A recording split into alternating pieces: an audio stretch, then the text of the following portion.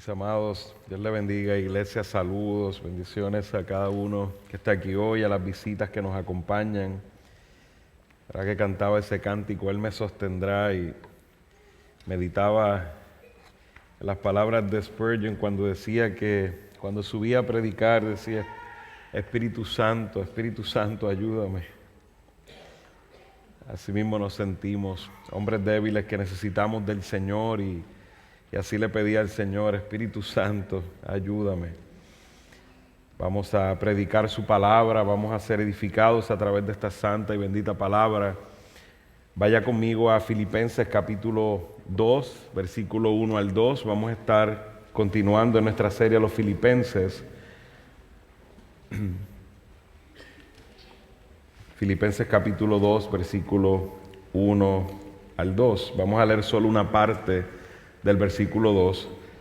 No se preocupen, no es pecado dividir esos versículos, se dividieron luego, así que vamos a leer una sola parte. Aunque tenemos la sección completa que hemos estado predicando, vamos a estar desde el 27 que predicamos la semana pasada hasta el versículo 8 mirando esta teología de la unidad de la iglesia. Y específicamente hoy vamos a estar viendo los motivos de la unidad en el versículo 1 y una porción del versículo 2. Así que leo la palabra del Señor. Dice: por tanto, si hay algún estímulo en Cristo, y si hay algún consuelo de amor, si hay alguna comunión del Espíritu, si algún afecto y compasión, hagan completo mi gozo. Oramos. Padre celestial, a ti venimos, Señor, hombres débiles, Padre, que somos tentados cada día de nuestra vida, Señor, por nuestras concupiscencias, nuestro pecado. Reconocemos que tú eres el único fiel, verdaderamente santo, Señor, diferente sobre todos, Padre. Te rogamos que en este momento, Padre, más allá de nuestras debilidades, podamos glorificarte. En mi caso, Señor, pregonando tu palabra, proclamando tu evangelio, Señor. Esta palabra que tendrás hoy para Iglesia Comunidad de Gracia. Y en el caso de mis hermanos, te ruego, Señor, que aún por mis limitaciones, Señor, y sus distracciones puedan prestar el oído, la atención completa a tu palabra, Señor, que podamos todos ser exhortados a través de ella, confrontados y exhortados. Te rogamos, Padre, que sea tu Espíritu enseñándonos en este día, Señor, porque queremos ser una iglesia unida, Señor, no unida por cualquier causa, sino por la causa de Cristo, unida por la fe del Evangelio de Cristo, Señor, por la verdad, la única verdad, Señor. Te rogamos que podamos como iglesia dar testimonio de la unidad, como bien nos habla en estos versículos. Te rogamos todo esto en el nombre del Señor Jesús. Amén. La noche del 13 de agosto, la ciudad de Berlín, del 13 de agosto de 1961, la ciudad de Berlín se levantó y encontraron un muro de 155 kilómetros de alambres de púas que dividiera el este del oeste. Este muro de alambre de púas pronto se convirtió en un muro de concreto que imposibilitaba que Berlín Oriental pasara a Berlín Occidental. Los alemanes, un país que ahora en este momento, en el 61, estaban divididos por un muro. Este muro era la señal, la marca de las diferencias que tenían ambos pueblos entre pensamientos, política, filosofías, economía, entre muchos otros temas que pudiéramos decir. Esta muralla, este muro que se levantó, dejaba claras las diferencias que habían entre Berlín Oriental del Berlín Occidental. Después de la Segunda Guerra Mundial, entre 1949 al 61, la división ya existía, pero fue en el 61 que se manifestó físicamente y de manera clara lo que ya llevaba años aconteciendo. O sea que en el 61, cuando ponen esa verja, ese muro de alambres de púas, no era que esa división ya no existía, simplemente fue clara y evidente ante los ojos de todos. Pero desde que terminó en el 49 la Segunda Guerra Mundial, esta división empezó a emerger. Pero esa mañana se levantaron y fue claro a sus ojos la división que había. En ese momento hubo mucho dolor de muchas partes, de muchas personas en la nación, porque había muchas familias divididas, muchas cosas que ocurrieron. Y así mismo pasa en la iglesia cuando dejamos de trabajar diligentemente en la unidad, como los exhortaba la semana pasada. Debemos estar trabajando diligentemente en la unidad de la iglesia. Los que han pasado por una división de alguna iglesia, que han tenido que vivir esa situación tan dolorosa, pueden dar testimonio del sufrimiento y el dolor que pasa una iglesia en una división. Y sobre todo la deshonra que trae al Señor de Jesucristo. Es simplemente que en iglesias, de igual manera que en Berlín, ya la división empieza a pasar, y cuando se divide es que nos damos cuenta que hay algo mal. Por eso tenemos que atender esto. Y cuando hablamos del tema de la unidad en la iglesia, tendemos a pensar que porque somos una iglesia que predicamos doctrina sana, eso no va a ocurrir en nuestros medios. Pero al contrario, esto debe ser algo de lo cual tenemos que estar todos pendientes. Porque las iglesias saludables son saludables porque hay mucha gente celosa de la buena doctrina, mucha gente celosa de que se predique la palabra correctamente. Y este celo tiende a traer discordias y divisiones más comúnmente en las iglesias. Por lo cual no podemos pensar que la sana doctrina por sí sola evita la división. Ayuda a que atendamos la división, pero hay que estar trabajando diligentemente en la unidad. Tomemos en consideración una iglesia de falsa doctrina. Muy fácilmente en una iglesia de falsa doctrina se abraza la unidad. No hay que hacer tanto esfuerzo. Normalmente el que está en una falsa doctrina, todos están buscando lo mismo, tienen los mismos deseos, están juntos ahí en el error, pero están juntos. Y probablemente no tienen que trabajar tanto para sostener la unidad por la falta de celo de la palabra. Como se está predicando lo que quieren escuchar, se está predicando lo que desean, hay libertad de hacer todo lo que desean y cualquiera tiene una nueva tendencia, pues obvio es más fácil tener una unidad en la mentira que tener una unidad en la verdad. En el caso de nosotros, los que buscamos la sana doctrina y trabajamos diligentemente en ella, al ser tan celosos de la palabra de Dios, vamos a tener muchos temas por qué dividirnos, por lo que debemos ser diligentes, solícitos en guardar la unidad.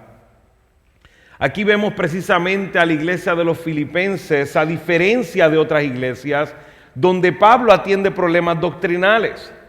Vemos claramente la iglesia de Gálatas, por ejemplo, empieza la carta atendiendo un problema doctrinal. Estaban apartándose del evangelio verdadero. Vemos en Corintios otros problemas adicionales con los dones y demás. Vemos problemas doctrinales en varias de las cartas, en Colosenses, pero no es el caso de la iglesia de Filipenses.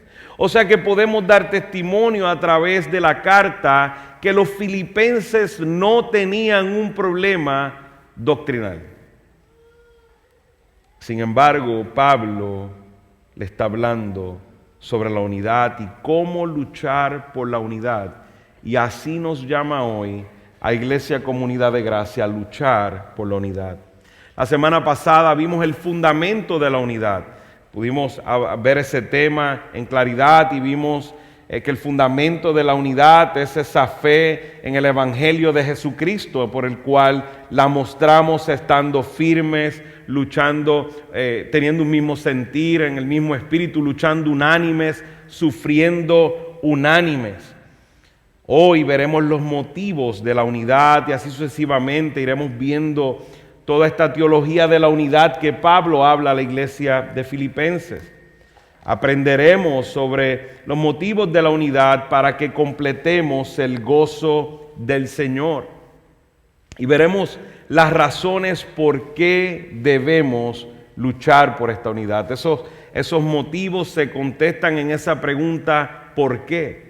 ¿Por qué debemos luchar por la unidad? Y es precisamente lo que está haciendo Pablo ahora con sus hermanos a los Filipos. Le está presentando las causas de por qué, esos motivos de por qué hay que luchar juntos por la unidad.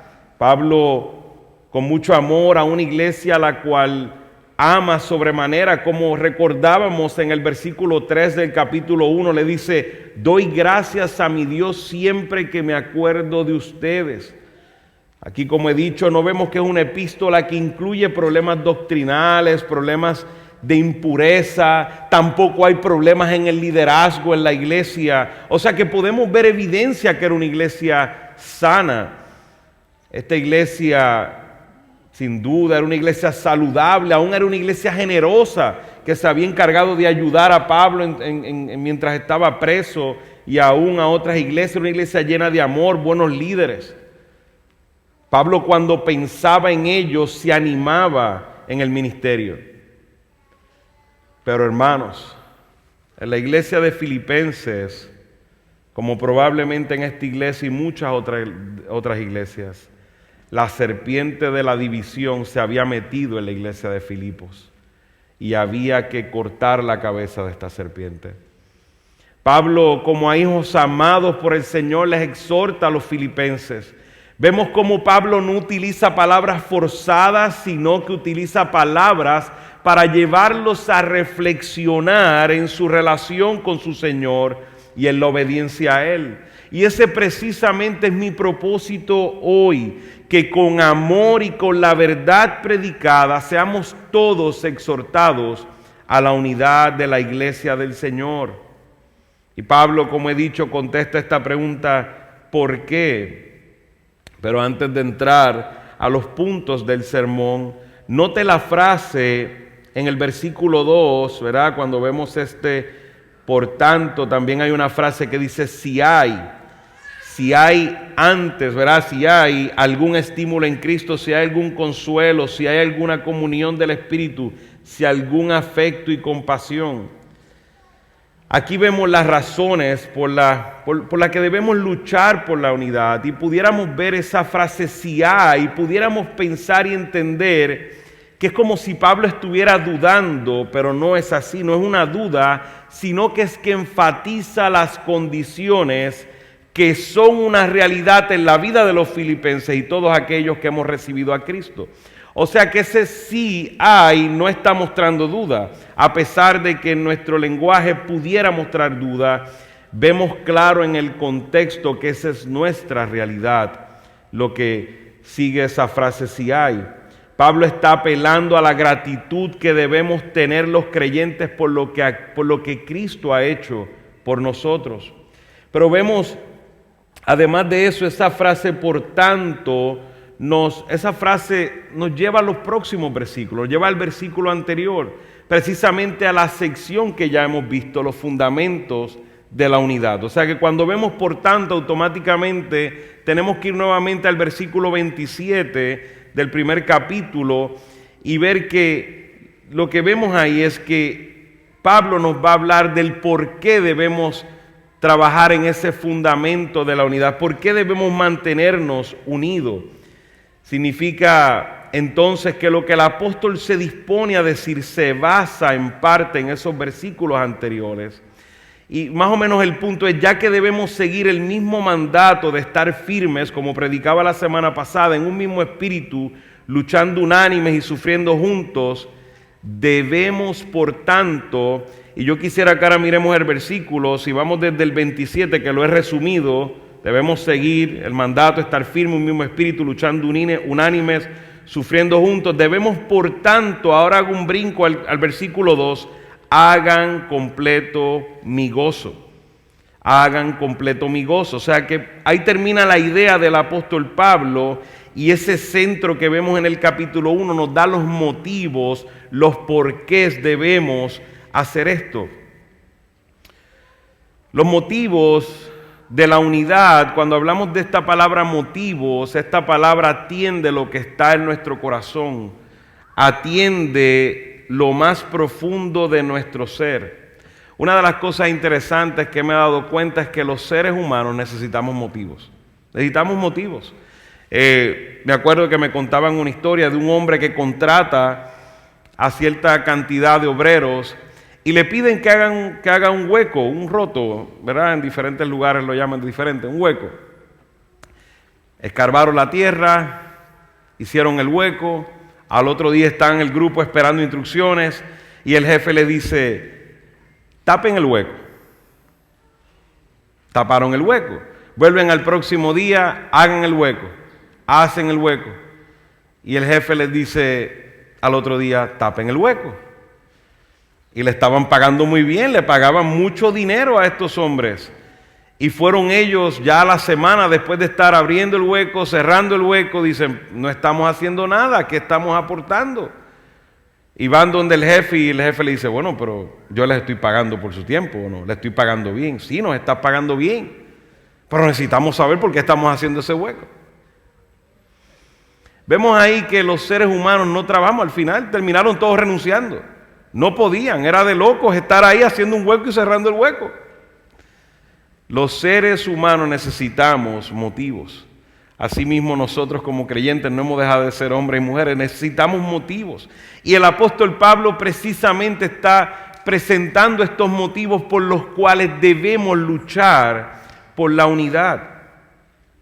Esa palabra sí, como he dicho, aparece 4 veces en el texto original, aunque en la Reina Valera, si usted tiene la Reina Valera puede verlo 5 veces. Aquí esa palabra sí es siempre condicional cuando se usa un verbo indicativo. Pero en este caso introduce una cláusula condicional de primera clase que expresa la idea, si esto es verdad y lo es, entonces. O sea que cuando Pablo está diciendo si hay algún estímulo en Cristo, la mejor traducción sería si esto es verdad y lo es. Porque lo es. O sea que no hay duda. Pablo está diciendo algo que es certero. Porque le está escribiendo a la iglesia de Cristo. Y claro que hay algún estímulo en Cristo. Obvio que hay algún estímulo en Cristo si ha sido consolado, ha sido salvado por Cristo. O sea que no es que Pablo está poniendo en duda si hay un estímulo en Cristo. Es una conclusión a la que el lector va a llegar. Claro que tengo un estímulo en Cristo. Claro que tengo un consuelo de amor. Claro que tengo comunión del Espíritu porque el Espíritu mora en mí. Claro que he recibido el afecto entrañable y compasión del Señor. Y debemos ver que si el creyente goza de las bendiciones que Dios nos ha otorgado, claramente tenemos el deber, si hemos recibido, ¿verdad?, la consolación, el consuelo de amor, esa comunión del Espíritu, ese afecto entrañable y esa compasión, entonces tenemos el deber de caminar en unidad. Estos principios deberían alentar a los creyentes y desear, esforzarse por buscar la unidad de mente, amor, espíritu y propósito que hemos mencionado, que menciona en los versículos próximos, en el versículo 2. Pablo no habla aquí de una unidad abstracta cuando habla de la unidad. No, Pablo está hablando de relaciones personales entre cristianos que se fundamentan en la unidad de la verdad del Evangelio de Cristo. Para reforzar su idea, repite la palabra sí antes de cada una de estas verdades y estos motivos que estaremos viendo. Ahora entrando de lleno a los puntos que Pablo, que son estos motivos, estas razones, vemos el primer punto por el cual nos expresa por qué debemos luchar por la unidad. El primer punto es si hay algún estímulo en Cristo, si hay algún estímulo en Cristo.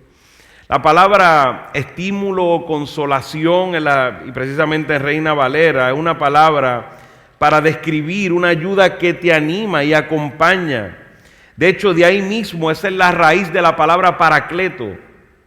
Para referirse, esta palabra se utiliza para referirse al Espíritu Santo, el Consolador. Y aquí se utiliza la palabra paraclesis, es mejor entendida cuando vemos, por ejemplo, en Lucas capítulo 2, versículo 25, Simeón ve al Señor Jesús, un niño, y dice: aquí está la consolación de Israel, aquí está el paraclesis de Israel. O sea que vemos a Jesús siendo Salvador, porque es Salvador, es consolador, es un consolador para nosotros, para su pueblo. Pablo está haciendo referencia en este versículo de que Cristo es nuestra consolación. En otras palabras, si hemos recibido la salvación de Cristo, hemos recibido consolación a través de Él. Y hermanos, esto es razón suficiente. Podríamos detener el sermón aquí. Solo por el hecho de ser salvos por el Señor, de haber recibido el perdón de nuestros pecados y tener garantía de que estaremos con Él eternamente, solo eso sería una razón para obedecerlo y caminar en unidad, porque eso es su gozo. La primera verdad que Pablo ha expuesto es esta consolación en Cristo. Esto debe motivarnos, debe poner en nuestro corazón un compromiso con nuestro Salvador que nos ha consolado. Así que tenemos que tener claro que cuando nosotros hemos llegado al Señor, esa consolación que hemos recibido nos debe empujar a estar unidos como iglesia. La exhortación de Pablo aquí es que en virtud de esa consolación, de esa salvación, los filipenses se comportaran como es digno del Evangelio de Cristo, esforzándose, luchando unánimes por la unidad. Este profundo principio espiritual demanda la unidad como una muestra de gratitud del creyente. Es lo que Pablo está haciendo con los filipenses. Amados, ustedes han sido consolados por el Señor. Qué mayor estímulo que Cristo. Qué mayor estímulo que Cristo, mis amados. Esto nos demanda una gratitud por el Señor porque estamos en unión con Él. Es como si Pablo preguntara: ¿que Cristo los haya consolado es suficiente para preservar la unidad? ¿Que Cristo los haya consolado es suficiente para preservar la unidad? Claro, a lo que todos a viva voz contestaríamos: sí, Señor. Pablo nos lleva a ese segundo motivo por qué debemos luchar por la unidad, si hay algún consuelo de amor, si hay algún consuelo de amor. La segunda realidad que motiva la unidad es este consuelo de amor. El significado literal de esta palabra consuelo es hablar de cerca con alguien. Es como hablar con alguien que nos está consolando y aliviando en un proceso de dolor. Su significado es bastante parecido y similar a la palabra paraclesis, que fue la que vimos anteriormente. Ambas palabras se relacionan de manera estrecha y más bien nos dan a ver un interés genuino, servicio y amor. Pero en este caso el consuelo de amor tenemos que verlo correctamente, que es lo que el Señor ofrece a los pecadores indignos que éramos mediante la gracia salvadora. Él derrama, como dice en Romanos 5, versículo 5, Él derrama ese amor en nosotros constantemente a los creyentes. No es que lo derramó, es que lo derrama constantemente en nosotros, quienes a su vez derramamos ese amor en nuestros hermanos. Es como si Cristo es una represa de amor, de agua, y llegue el agua a nosotros. ¿Cómo sería posible que no diéramos agua a otros? Asimismo es el amor de Dios en nosotros abundante, satisfaciéndonos a nosotros, y podemos aún ese amor llevarlo a nuestros hermanos.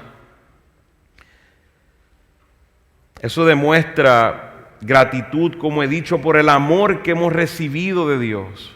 Como dice el apóstol Juan en Primera de Juan, capítulo 4, versículo 10, en esto consiste el amor, no en que nosotros hayamos amado a Dios, sino que Él nos amó a nosotros y envió a su Hijo como propiciación por nuestros pecados. Es un consuelo en su amor que es más allá de nuestro pecado, debilidades o inconsistencias. No es un amor como lo da el mundo, como recibimos el mundo, que el mundo nos da un amor interesado, un amor con condiciones, un amor basado en sentimientos, un amor emocional y basado en circunstancias. Pero no es así el consuelo de amor que hemos recibido de Cristo. Aún con nuestras debilidades, aún nosotros pecando delante de Él, aún el Señor derrama su amor en nosotros. Hemos recibido ese consuelo ágape, ese consuelo sacrificial, ese amor sacrificial que nos ha consolado y nos está consolando día a día. Esa consolación que no merecemos, pero la hemos recibido. Como nos dice en Romanos, que nada nos separará del amor de Cristo. No hay nada, no hay ni lo alto, ni lo bajo, ni lo profundo, absolutamente nada, ni aun cosa creada nos podrá separar de ese amor del Señor. Hemos sido consolados salvíficamente y somos consolados eternamente por Él. Y Pablo nos dice, si hay algún consuelo de amor, nos invita a la unidad. Hemos recibido el amor de Dios a través de su Hijo amado, como dice en Juan 3:16, porque de tal manera amó Dios al mundo que envió a su Hijo unigénito para que todo aquel que cree en Él no se pierda, sino que tenga vida eterna. Me encanta un pasaje en Juan 13, versículo 1. El Señor ahí cerca para lavar los pies de los discípulos, dice en ese primer versículo al final que los amó hasta el fin. Que Jesús amó a sus discípulos hasta el fin. Asimismo Jesús nos ama a todos aquellos que estamos en Él. Nos ama de manera perfecta, completa, no hay necesidad de nada. Amado hermano, si el mundo no te ama, si aún los que están a tu alrededor no te aman y estás en Cristo, Cristo te ha amado hasta el fin. No necesitas otro amor. Qué bueno si lo recibes. Pero en Cristo estamos completos. Cristo nos ha amado completamente de manera perfecta. Y por ese amor que hemos recibido del Señor, debemos ser llamados a luchar por la unidad en la iglesia. Eso nos lleva a nuestro tercer punto. ¿Por qué debemos luchar por la unidad si hay alguna comunión del Espíritu? La palabra aquí es koinonía, esa palabra comunión.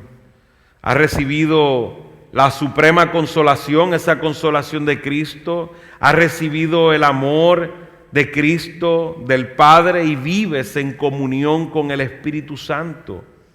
En Efesios capítulo 1, versículo 13 nos dice, en Él también ustedes, después de escuchar el mensaje de la verdad, del evangelio, el evangelio de su salvación, y habiendo creído, fueron sellados en Él con el Espíritu Santo de la promesa. Hemos recibido la salvación, esa consolación eterna. Hemos recibido, derramado el amor de Dios. Pero también le dice Pablo a los filipenses, hermanos, han recibido al Espíritu Santo, comunión con el Espíritu Santo, han sido sellados con el Espíritu Santo. Esa palabra koinonía sugiere participación y correspondencia. Es una comunión íntima que cada creyente tiene con el Espíritu Santo, porque somos, como dice su palabra, templo del Espíritu Santo. Somos templo de Dios. Porque el Padre y el Hijo moran en nosotros en la persona del Espíritu Santo. Es el sello, el Espíritu Santo, y las arras de la herencia eterna de los creyentes. El Espíritu Santo es la fuente de poder espiritual. El Espíritu Santo es la fuente de los dones espirituales. El Espíritu Santo es la fuente de los frutos espirituales. Damos gracias al Señor por el Espíritu Santo, porque el Espíritu Santo nos ayuda en nuestra debilidad. Por eso es que el apóstol Pablo manda a los efesios a vivir y nos manda hoy también a vivir llenos del Espíritu Santo. Pablo termina aún 2 de Corintios con una hermosa bendición. Dice: la gracia del Señor Jesucristo y el amor de Dios y la comunión del Espíritu Santo sean con todos vosotros. Eso es lo que hemos experimentado. Comunión del Espíritu en nuestra vida, en este lado de la eternidad. Es el mismo Espíritu Santo quien nos da la capacidad de experimentar la unidad en la iglesia. Amados, es el Espíritu Santo. La realidad es que si no tuviéramos el Espíritu Santo, nuestra relación terminaría muy pronto por nuestro propio pecado. Pero el Espíritu Santo, que pone el querer como el hacer, nos ayuda, nos fortalece para aún en nuestras debilidades amarnos, aún ante nuestro pecado perdonarnos. Es ese Espíritu Santo que hace esa obra en nosotros.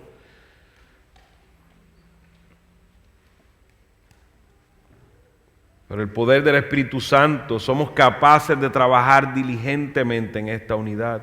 Por esto debemos buscar ser llenos del Espíritu Santo, lo cual representa una vida saturada de la presencia del Espíritu Santo en nuestras vidas. Una vida saturada del Espíritu Santo que está impactada día a día por la palabra de Dios. Una vida de oración diaria. Hermanos, si nosotros entendiéramos esta gran verdad que el apóstol Pablo nos está diciendo, de esa comunión con el Espíritu Santo, hubiera muchos menos divisiones en las iglesias, muchos menos problemas en las iglesias. Porque cuando usted vive en esa plenitud, en esa relación con el Espíritu Santo, mis amados, el fruto del Espíritu Santo va a ser evidente en su vida. ¿Y cuál es el fruto del Espíritu Santo? Es amor, es gozo, es paz, es paciencia, es fe, es benignidad, es mansedumbre, es dominio propio. Hermanos, piensen esas palabras. Piense si todos nosotros fuéramos abundantes en el fruto del Espíritu Santo. ¿Cuántos problemas se eliminarían? Porque tendríamos paz, tendríamos fe, tendríamos dominio propio, pecaríamos menos. O sea que cuando trabajamos para la unidad, debemos trabajar en nuestra relación con el Señor, abundando, buscando ser llenos del Espíritu Santo, viendo en la plenitud de nuestra relación con el Señor, a través de la palabra, la oración, la vida íntima con el Señor, sirviéndole al Señor. Y así seremos más solícitos en guardar la unidad, seremos menos tentados en dividirnos. Seremos mucho menos tentados en dividirnos. Como dice Pablo más adelante en Filipenses 2:13, que estaremos predicando eventualmente acerca de él, dice: porque Dios es quien obra en ustedes tanto el querer como el hacer para su buena intención. Es el Señor que obra en nosotros a través del Espíritu Santo, amados. Así que dice el apóstol Pablo: si hay alguna comunión del Espíritu, la cual sabemos con certeza que los creyentes estamos en el Espíritu. ¿Por qué debemos luchar por la unidad? Esto nos lleva a nuestro cuarto punto para el día de hoy. Si hay algún afecto y compasión, si hay algún afecto y compasión. Aquí la palabra traducida para afecto es la palabra que se utiliza para identificar las entrañas, que esto en el contexto judío era la manera en que se refería a la palabra corazón. El judío decía: yo te amo desde mis entrañas. No había más grande que eso. Nosotros decimos: yo te amo con todo mi corazón. El judío decía: yo te amo con todas mis entrañas. Dice el americano los guts, ¿verdad? Es raro para nosotros decir: te amo con todas mis entrañas. Bueno, podría haber algunos que amen con todas las entrañas. Pero es así, o sea, vemos cómo utiliza esta palabra, pero para un judío era lo más profundo que podía decir. Mostraba todo su ser, donde se formulaban todos los sentimientos, las emociones, todo su ser.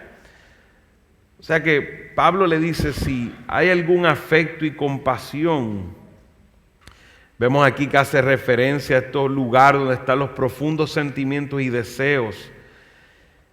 Con la palabra compasión vemos afecto y compasión. Esta palabra compasión se puede traducir también como misericordia. Pablo hace referencia a que si hemos recibido compasión por tal misericordia, en lo más profundo de nuestro ser debemos luchar por la unidad de la fe. Esas son cualidades de Cristo, que Cristo nos consuela, anima al débil y al oprimido. Vemos que Cristo ha tenido afecto, ha amado lo más profundo de nuestro ser. Este término en ocasiones se empleaba, el término en relación con un anhelo profundo y personal, especialmente a las personas muy amadas. O sea, que hemos sido muy amados por nuestro Señor, es lo que está diciendo el apóstol Pablo. Hemos sido amados en todo nuestro ser, en lo más profundo de nuestro ser. No ha quedado nada en nosotros que no ha sido amado por el Señor. De hecho, el apóstol Pablo en la carta, en la parte introductoria de esta carta, le habló a los filipenses en el versículo 8 del capítulo 1, diciéndole precisamente: os amo a todos vosotros con el entrañable amor de Jesucristo. Así fue como el apóstol Pablo comienza esta carta: los amo con el entrañable amor de Jesucristo. El apóstol Pablo los amaba con todo. Pablo utiliza en respecto, ¿verdad?, a las misericordias, porque esta palabra compasión es sinónimo, se puede traducir también como misericordia. Y Pablo usa esto con respecto a los creyentes cuando habla de las misericordias de Dios. Le suplica a los creyentes por las misericordias de Dios, que presenten vuestros cuerpos como sacrificio vivo, santo, agradable a Dios, que es vuestro culto racional, como dice en Romanos 12:1. Y describe también a Dios como Padre de misericordias. Cuando dice como escogidos de Dios, santos y amados, hermanos, los creyentes debemos reflejar la misericordia del Señor, vistiéndonos de entrañable misericordia, de benignidad, de humildad, de mansedumbre y de paciencia. Dios, como dice en Efesios capítulo 2, es rico en misericordia. Dios ha mostrado su misericordia a nosotros. Fíjense que dice en Efesios capítulo 2, versículo 4, dice: pero Dios, que es rico en misericordia, por causa del gran amor con que nos amó, aun cuando estábamos muertos en nuestros delitos, nos dio vida juntamente con Cristo. Amados, nosotros hemos recibido esa misericordia de Dios, esa compasión de Dios. Me encanta como el predicador Paul Washer habla sobre la misericordia y la ilustración de la misericordia y la gracia del Señor. Y cómo él dice que, imagínate que tienes ahí atrás todo lo que se supone que recibas, que es la ira de Dios. Eso es lo que se supone que recibamos cada uno de nosotros, la ira de Dios. Y Dios pone su mano y detiene su ira, y con la otra mano te ofrece lo que no mereces, que es la gracia del Señor. Eso es lo que ha hecho el Señor. Eso es lo que Pablo le está diciendo a los filipenses. Ustedes han recibido misericordia.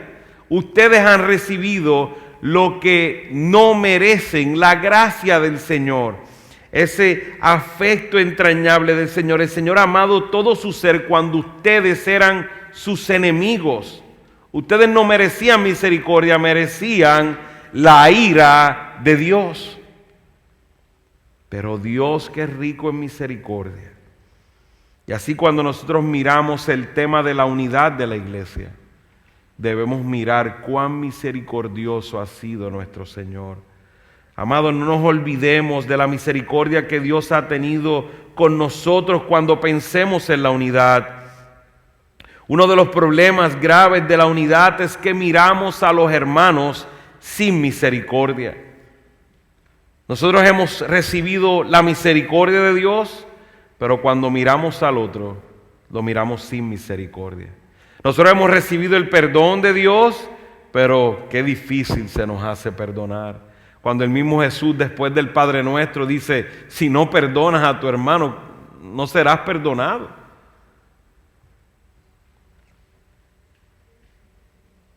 A veces como que no hemos entendido que hemos recibido lo que hemos recibido de parte de Dios. Y Pablo nos hace un recordatorio con amor para dirigirnos a la unidad. Pablo está haciendo reflexionar a los filipenses sobre lo que han recibido. No les está dando un mandato y dice, ustedes tienen... No, está diciendo, está empezando la carta diciendo, reflexionen sobre lo que han recibido. Ya se supone que de aquí en adelante, luego de haber estudiado esto profundamente, digamos, no, Señor, ya yo estoy claro, yo tengo que ser solícito en la unidad.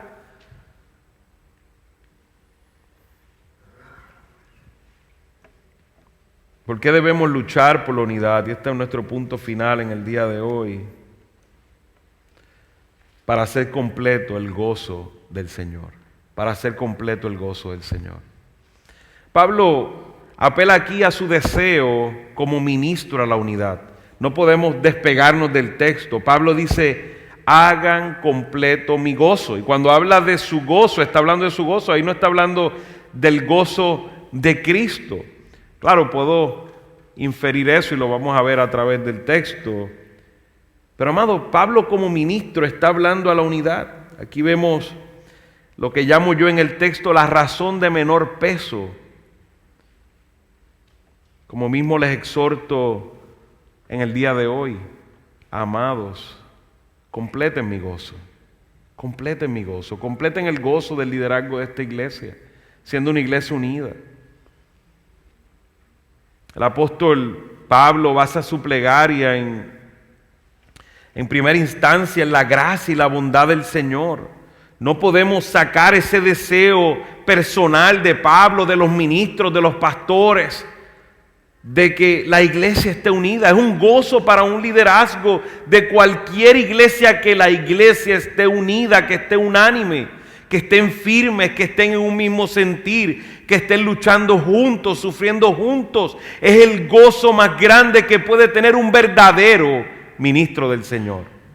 Porque podrá encontrarse algunos que no lo ven de esa manera. Pero un verdadero ministro del Señor, cuando ve al pueblo del Señor unido, su corazón se llena de gozo. Recompensar a un siervo fiel del Señor, como fue el caso del apóstol Pablo y de muchos pastores en estos días, es un objetivo legítimo para los creyentes.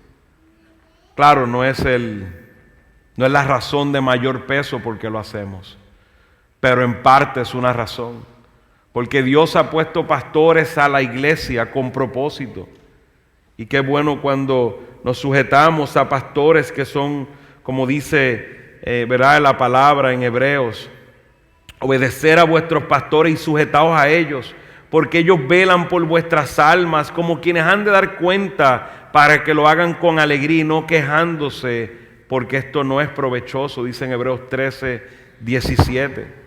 Vemos a Pablo también diciendo a los tesalonicenses, os rogamos, hermanos, que reconozcáis a los que trabajan entre vosotros y os presiden en el Señor y os amonestan, y que los tengáis en mucha estima y amor por causa de su obra. El amor, la honra y el aprecio por los pastores y otros líderes de la iglesia está en perfecta armonía con el amor, la honra y la gratitud al Señor.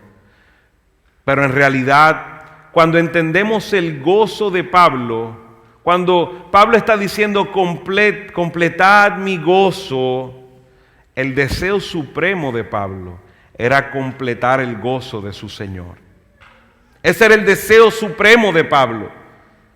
O sea que vemos en un menor nivel el deseo de los pastores a que la iglesia está unida.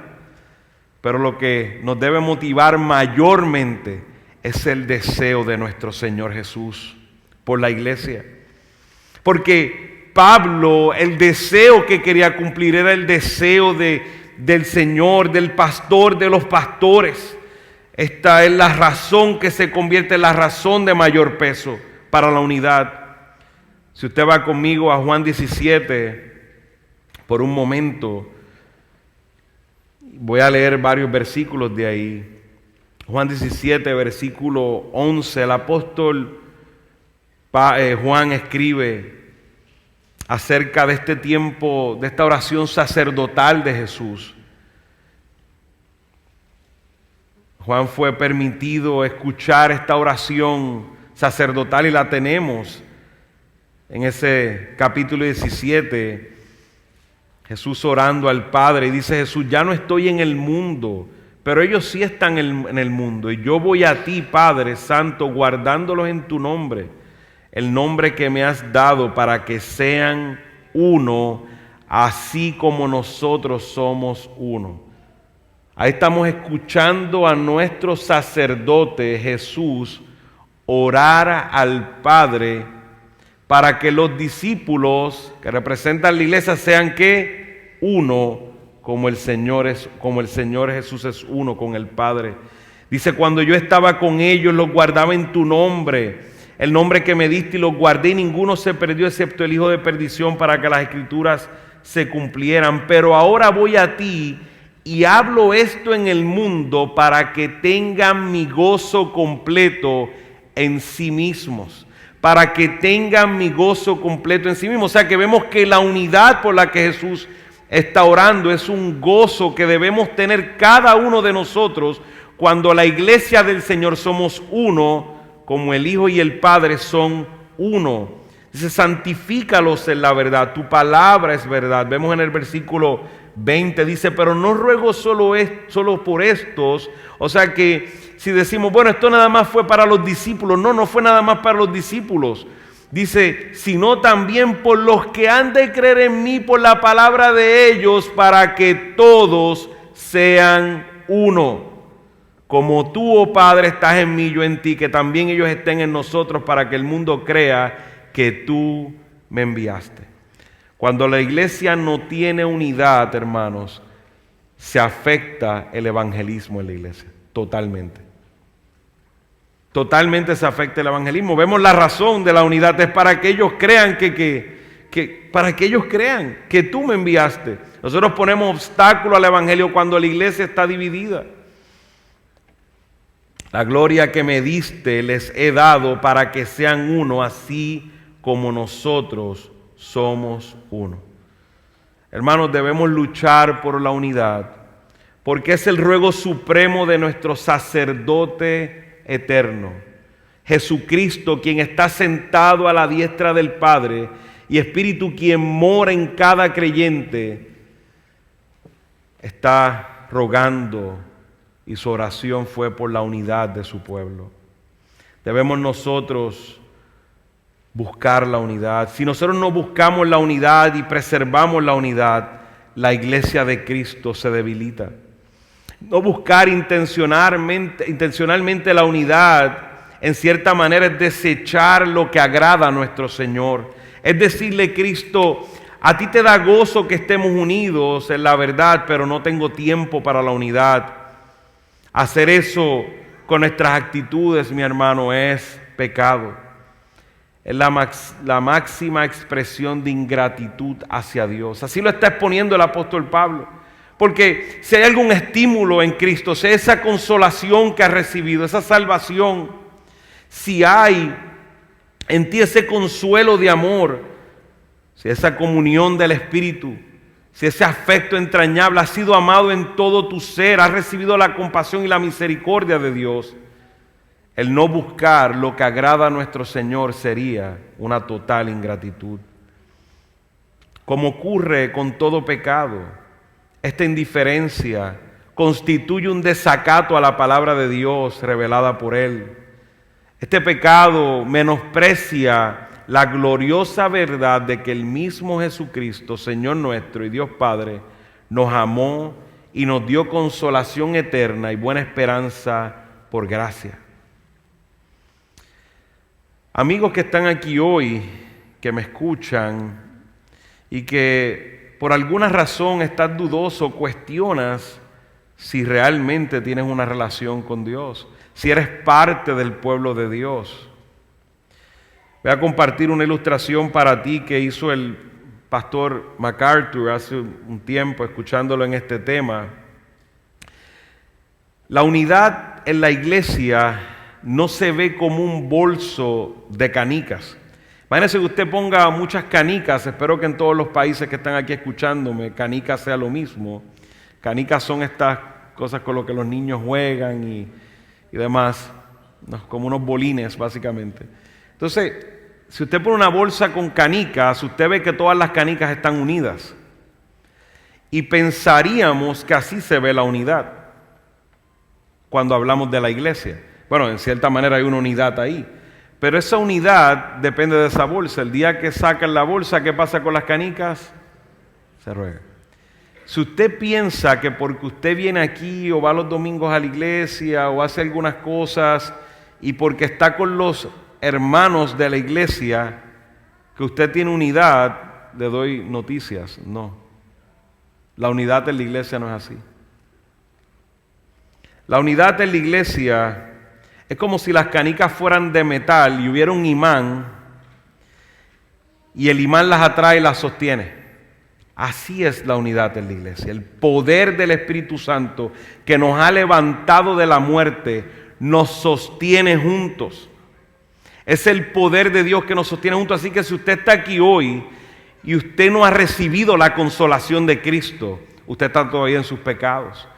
Pero hoy puede ser un buen día para arrepentirse de sus pecados y llegar a Cristo y recibir esa consolación eterna, no es temporera, porque usted probablemente hoy por su pecado recibe algunas consolaciones temporales. Pero de la consolación que yo estoy hablando aquí es de una consolación eterna. Es interesante que meditaba en este tema del amor, de cómo Dios nos ha amado, recibimos el amor de Jesús, y no he escuchado otra religión, no me gusta llamarnos religión, pero para efectos del mundo somos una religión, otra religión que yo no he escuchado a nadie que decir que mucho Buda me ama, que mucho Confucio me ama, pero amado, yo puedo decir que mucho Cristo me ama. Yo no escucho a ninguno decir Mahoma me ama, no. Jesús ama. Si no has sido amado, si no has recibido ese consuelo de amor, si te han fallado este mundo, tus padres, aún tu familia, en amarte, Jesús no falla. Hoy está aquí el que no falla. Si Dios te ha permitido escuchar estas palabras de consolación para tu alma, arrepiéntete de tus pecados, entrega tu vida a Cristo hoy. Su mano no se ha cortado para salvar hoy. Pídele al Señor ahí donde estás: Señor, perdóname, Señor. Señor, te necesito. Señor, necesito a Cristo. No te vayas hoy sin esa consolación del Señor. Porque el Señor puede tener misericordia hoy de tu alma, de tu vida, y derramar su abundante amor. Y así su Espíritu. Y hermano que me escuchas, este es el ruego supremo de nuestro Señor. Se ha recibido la consolación de Cristo, se ha recibido el consuelo de amor, se ha recibido la comunión con el Espíritu. Si Dios ha mostrado su compasión a lo más profundo de tu ser, ¿qué te detiene para buscar la unidad entre el pueblo de Dios? Porque a veces participamos tanto en desunir, en dividir en vez de unir. ¿Qué te detiene hoy, hermano, de pedir perdón, de dejar rencor con tu hermano y continuar? ¿Qué te detiene, amado? Que el otro fue malvado contigo, tú eras malvado con Dios. Que es que pecaron contra ti, sí, pero es que tú pecaste contra Dios y recibiste consolación. ¿Quiénes nos creemos que somos? El Señor te ha perdonado. Tú merecías una condenación eterna. No seamos como los siervos infieles. Hemos recibido tan grande salvación, tan grande amor, tan gran afecto y compasión de nuestro Señor, y no somos capaces de perdonar, como dicen, una miscelánea, de perdonar algo sencillo. Nos detiene, amados, a mantenernos firmes, a luchar unánimes y sufriendo unánimes. Sin duda alguna, en nuestro pecado es el orgullo. No deseches con esa actitud de orgullo la obra de Cristo. Hermanos, si ahora mismo se abriera el techo de este lugar y pudiéramos ver en el cielo el trono de nuestro Señor, a nuestro Señor Jesucristo sentado a la diestra del Padre, si pudiera ser físico delante de nosotros y ver a Jesús orando, intercediendo por la unidad de su pueblo y de su iglesia local, nunca dejaríamos de trabajar por la unidad de la iglesia. Oremos.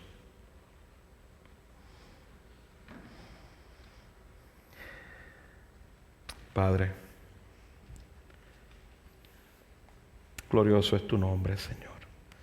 Tu palabra es tan perfecta, Señor, tan buena para nuestra alma, Señor. Padre, nos ha hablado como iglesia hoy en este tema de la unidad. Perdónanos porque a veces caemos en mucha pasividad en esto, Señor, y permitimos la división. Cada uno de nosotros independientemente a veces participamos de la división, Señor. Sabemos que participamos cuando somos pasivos en trabajar en la unidad, Padre. Yo te ruego en este día, Señor, en especial por nuestra iglesia, por esta iglesia, Señor, que tú has fundado para tu gloria, Señor, que has sido tú el que nos has puesto a todos nosotros aquí, Señor. Ninguno de nosotros vino aquí si no es por ti, Señor. Y a ti te damos gloria y honra por eso, Dios. Te rogamos que nos ayudes, Padre. Que nos ayudes, Señor. Que tu Espíritu, cada día, Señor, podamos nosotros buscar más de tu Espíritu, Señor. Y podamos trabajar esforzándonos en la unidad. En ser, Señor, estar firmes, estar juntos luchando por la verdad, por la fe del Evangelio de tu Hijo amado Jesucristo. Que podamos sufrir juntos, reír juntos, gozar juntos, Señor. Que podamos crecer más en ti juntos, Señor. Señor, y permite que cada uno de nosotros crezcamos en ese fruto de tu Espíritu, Señor. Te lo ruego, Padre. Te lo ruego, Señor. Y si hay uno aquí, Señor, que no es parte de tu iglesia, Señor, que está aquí hoy, pero no es parte de tu iglesia, Señor. Yo te ruego, Padre, que tengas misericordia. Consuélalo, Señor.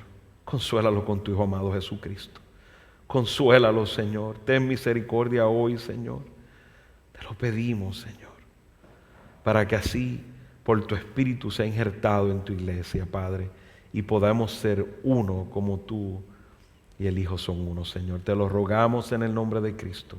Amén. Tomamos un tiempo y preparamos nuestros corazones.